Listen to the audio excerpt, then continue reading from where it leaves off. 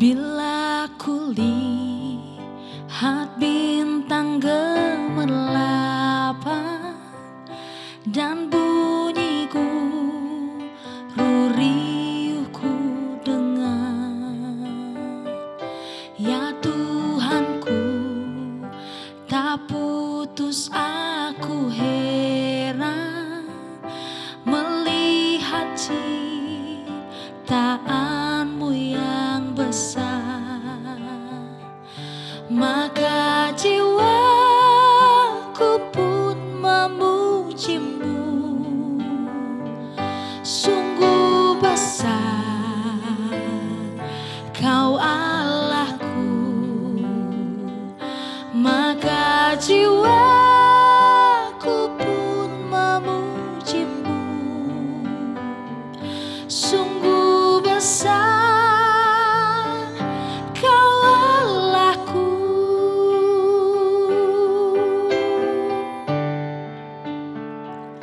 Ya Tuhanku, apabila ku renungkan pemberian-Mu dalam penebus, ku tertegun bagiku dicurahkan oleh Putra-Mu darahnya kudus.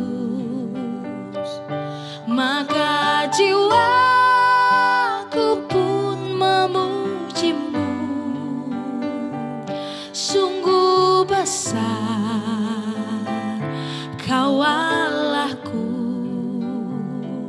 Maka jiwaku pun memujimu,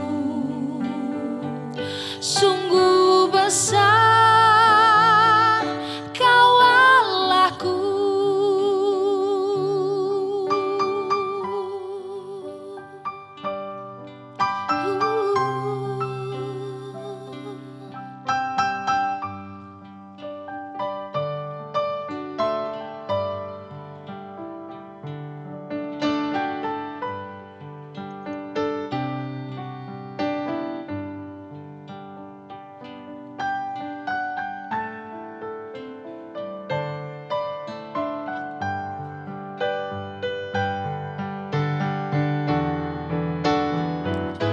Ya Tuhanku, apabila ku renungkan pemberian-Mu dalam penebus, ku tertegun bagiku dicurahkan oleh Putra-Mu darahnya kudus. Maka jiwaku pun memujimu, sungguh besar Kau Allahku.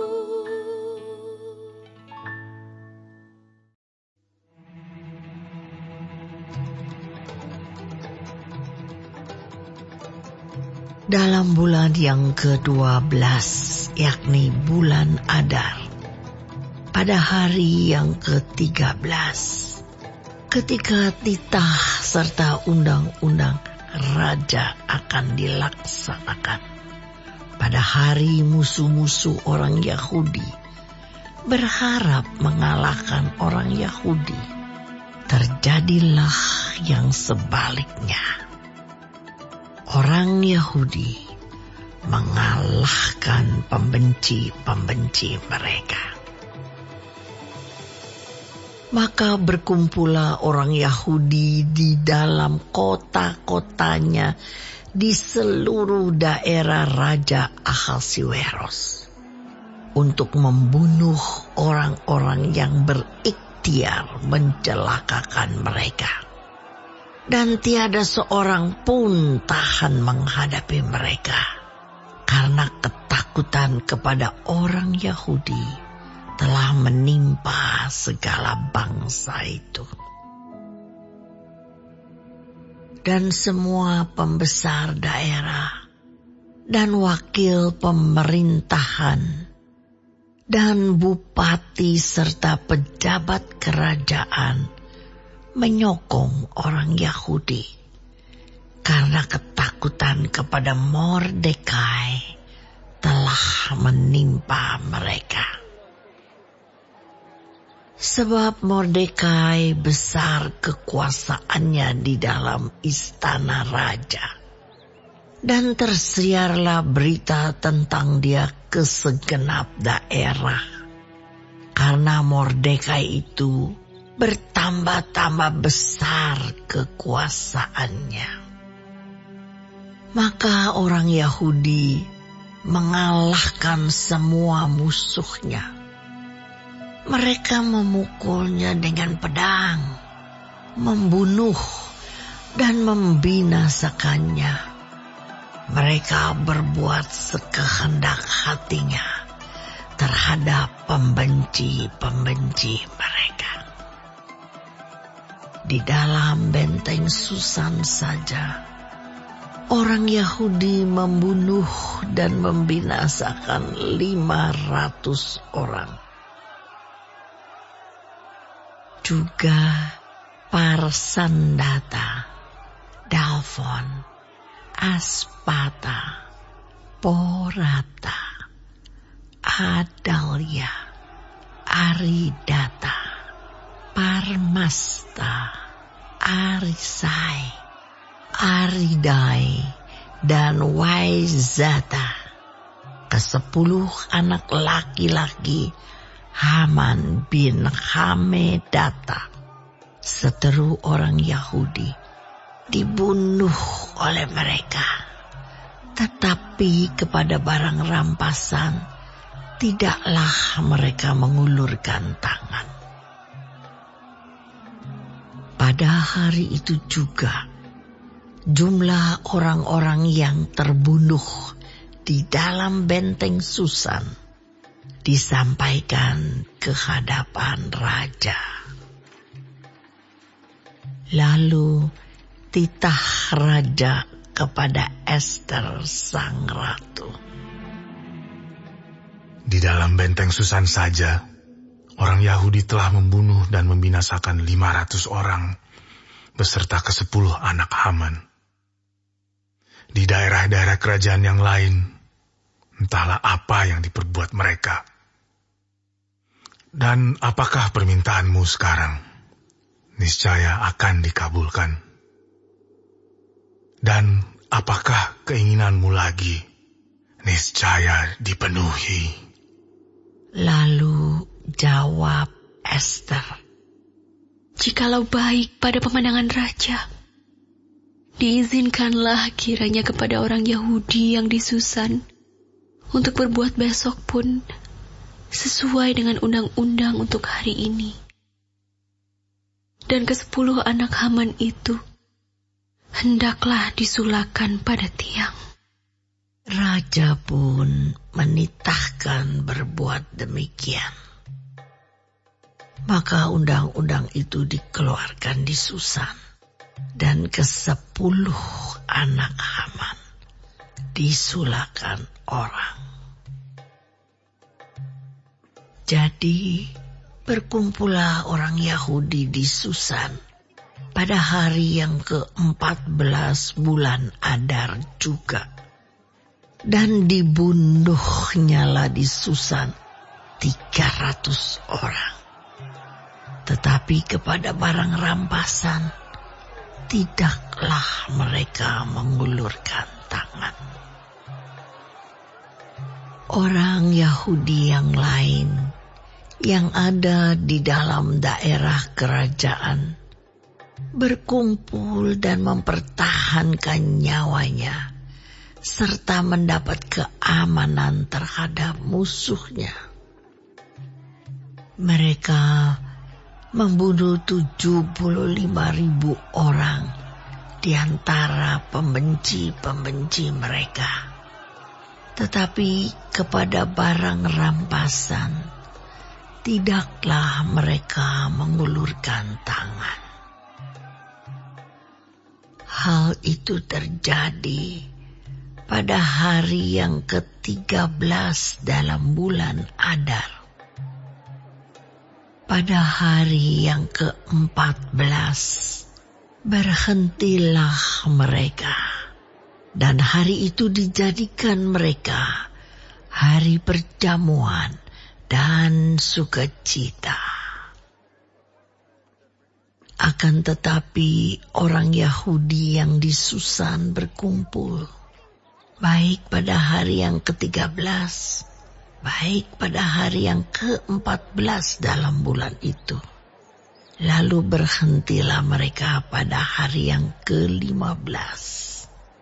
Dan hari itu dijadikan mereka hari perjamuan dan sukacita. Oleh sebab itu, orang Yahudi yang di pedusunan, yakni yang diam di perkampungan, merayakan hari yang ke-14 bulan Adar itu sebagai hari sukacita dan hari perjamuan, dan sebagai hari gembira untuk antar mengantar makanan. Maka Mordekai menuliskan peristiwa itu, lalu mengirimkan surat-surat kepada semua orang Yahudi di seluruh daerah Raja Ahasuerus, baik yang dekat, baik yang jauh, untuk mewajibkan mereka supaya tiap-tiap tahun merayakan hari yang ke-14 dan yang ke-15 bulan Adar. Karena pada hari-hari itulah orang Yahudi mendapat keamanan terhadap musuhnya. Dan dalam bulan itulah duka cita mereka berubah menjadi sukacita. Dan hari perkabungan menjadi hari gembira. Dan supaya menjadikan hari-hari itu hari perjamuan dan sukacita, dan hari untuk antar mengantar makanan, dan untuk bersedekah kepada orang-orang miskin. Maka orang Yahudi menerima sebagai ketetapan apa yang sudah dimulai mereka melakukannya, dan apa yang ditulis Mordekai kepada mereka. Sesungguhnya Haman bin Hamedata orang Agag, seteru semua orang Yahudi itu, telah merancangkan hendak membinasakan orang Yahudi. Dan ia pun telah membuang pur, yakni undi, untuk menghancurkan dan membinasakan mereka.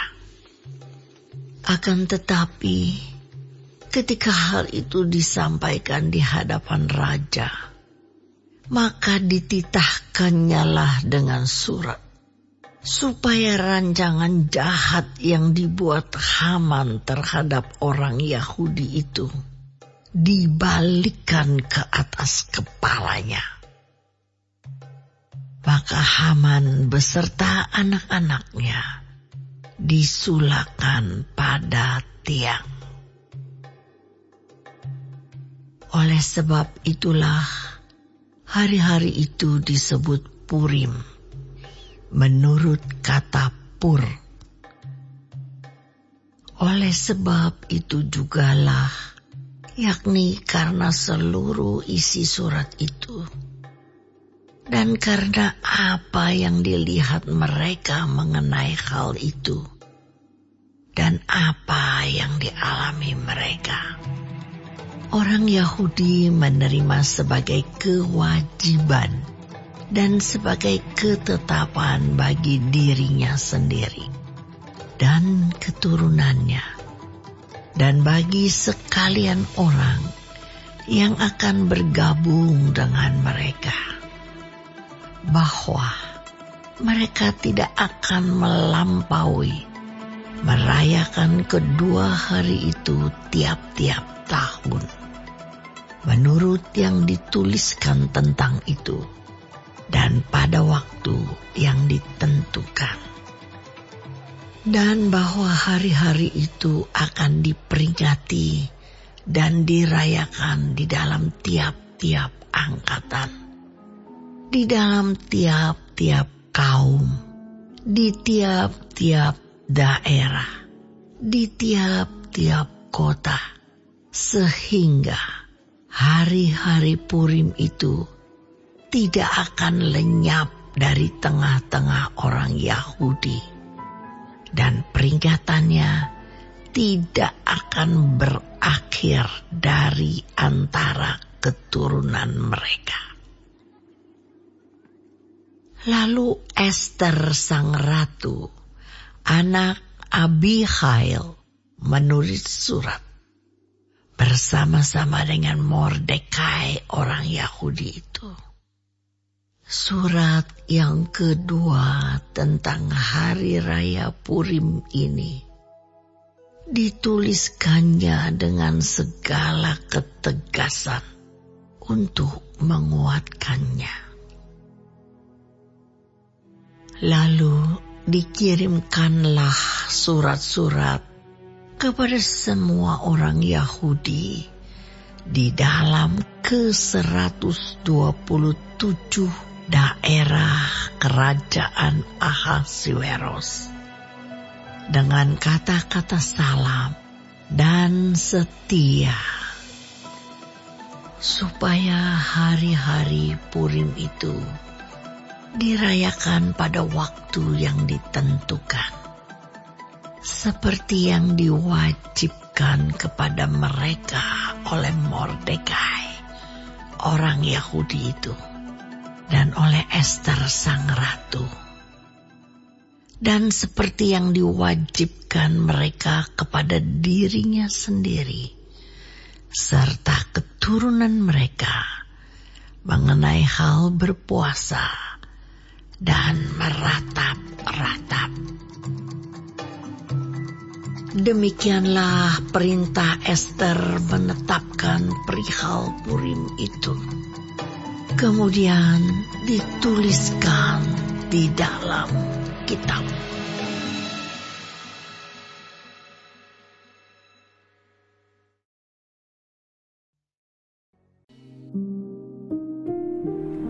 Tuhan Yesus, terima kasih untuk pagi hari ini. Terima kasih untuk berkat yang boleh kami terima dari malam sampai dengan pada pagi hari ini. Tuhan, kami mau berdoa untuk setiap hamba-hamba Tuhan dimanapun mereka berada. Kiranya Engkau memberkati pelayanan mereka, jadikan mereka berkat dimanapun mereka ditempatkan. Kami juga berdoa untuk bangsa dan negara kami Indonesia. Kami berdoa untuk setiap kesejahteraan dan apapun yang menjadi masalah di bangsa dan negara ini. Kami percaya bahwa Engkau turut campur tangan dalam setiap masalah yang ada di bangsa ini. Berkati setiap pemimpin yang ada. Kami percaya bahwa mereka adalah orang-orang yang Tuhan pilih. Kami juga berdoa untuk setiap anak-anak-Mu yang sedang mengalami sakit penyakit. Kami berdoa kiranya Engkau Tuhan memberikan kesembuhan yang luar biasa. Biarlah mereka boleh menjadi kesaksian dalam kehidupan mereka bahwa Engkau turut bekerja dalam setiap hidup mereka. Terima kasih Tuhan. Bapa kami yang di surga, dikuduskanlah nama-Mu, datanglah kerajaan-Mu, jadilah kehendak-Mu di bumi seperti di surga. Berikanlah kami pada hari ini makanan kami yang secukupnya, dan ampunilah kami akan kesalahan kami, seperti kami juga mengampuni orang yang bersalah kepada kami. Dan janganlah membawa kami ke dalam pencobaan, tetapi lepaskanlah kami daripada yang jahat. Karena Engkaulah yang mempunyai kerajaan, dan kuasa, dan kemuliaan, sampai selama-lamanya. Amin.